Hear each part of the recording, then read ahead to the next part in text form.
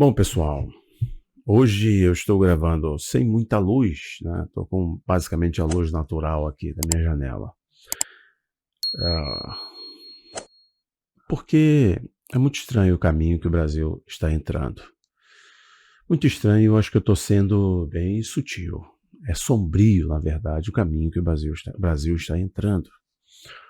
Ontem foi aprovado, foi aceito, né, um pedido de urgência da PL das fake news, ou PL da censura.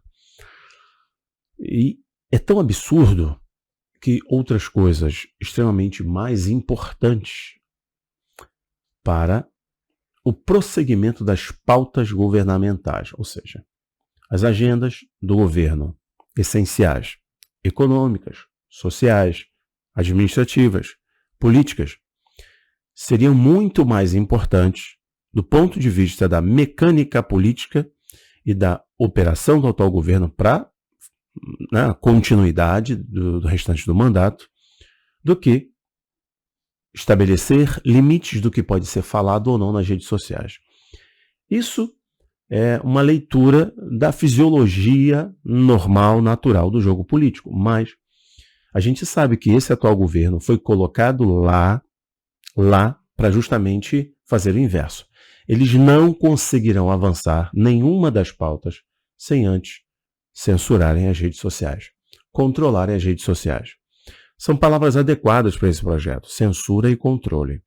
Tanto que a Google, se de repente está me assistindo na plataforma da Google ou da Meta, não sei, a Google afirmou que entende como muito precoce o avanço desse projeto e pediu um maior debate. Ou seja, a Google deu sinais para a sociedade livre se debruçar sobre a temática e entender que isso pode ser bem perigoso. Mas eu quero que vocês pensem aqui comigo. Esse projeto era de quem? Do Nine e do Moraes, não só do Moraes.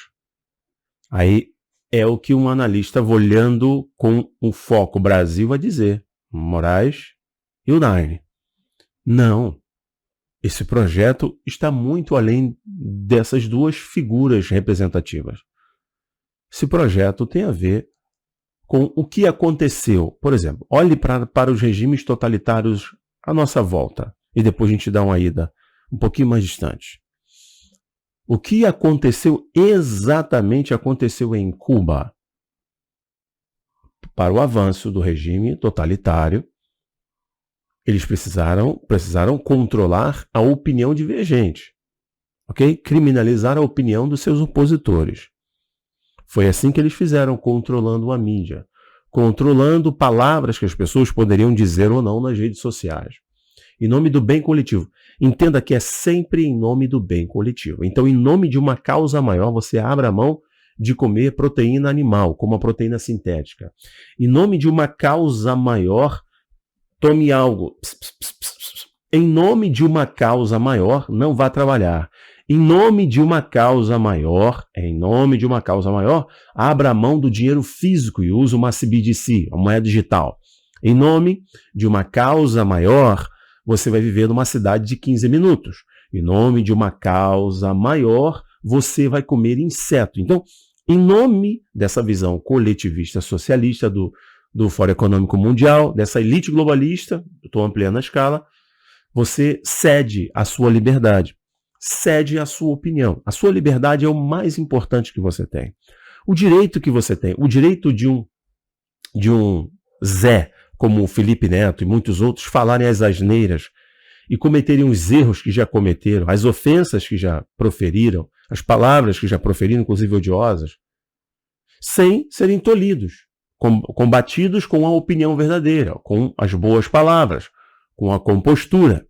Isso é da liberdade da democracia. E as plataformas que têm as suas diretrizes, se algo fugiu das diretrizes da plataforma, por mais que seja ruim, mas tem ali um contrato, você está usando a plataforma, então você cumpre o contrato. Ou cria-se uma outra plataforma que tem filtros, camadas de censura, né, mais leves. Mas não é isso que nós estamos vendo. Esse projeto é tão sério que eu não quero isso para os meus inimigos.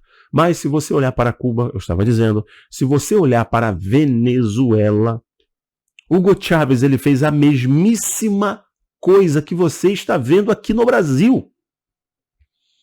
A mesmíssima coisa. Diga a vocês, esse projeto será aprovado.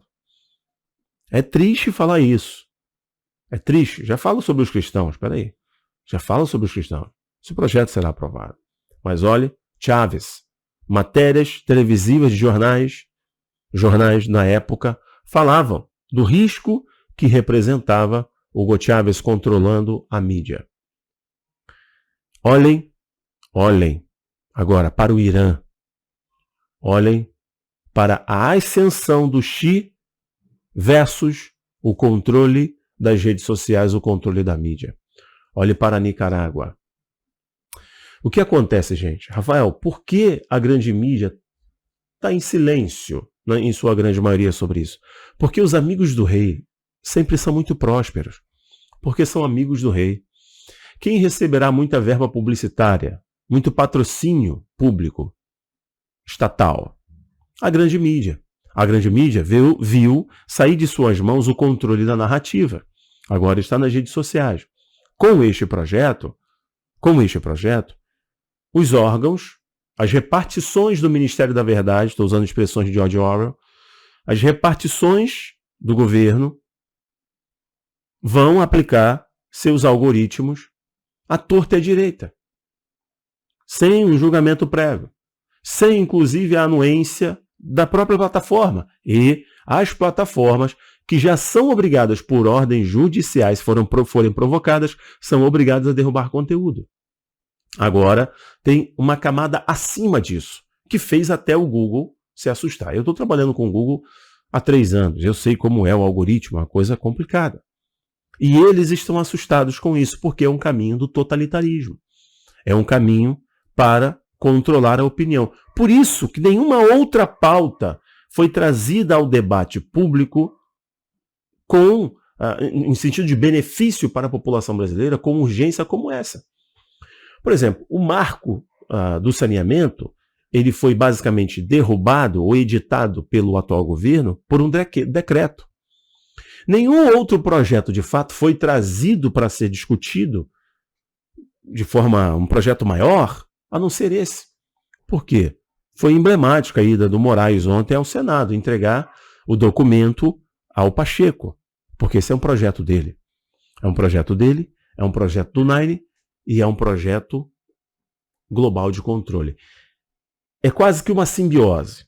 Nenhum regime totalitário avança sem controlar as pessoas, sem controlar a opinião dissidente, o contrário, o divergente.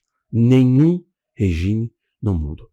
Eu vou encerrar esse vídeo falando sobre os cristãos e te falando mais uma coisa antes, que é o seguinte. Na abertura do Fórum Econômico Mundial, na abertura do G7, né, na abertura da Conferência da ONU, o Guterres, o Macron, o Biden, o Klaus Schwab falaram o seguinte. Podem pesquisar em inglês, vocês vão achar a fala deles. O grande problema do mundo é a desinformação. Anotou?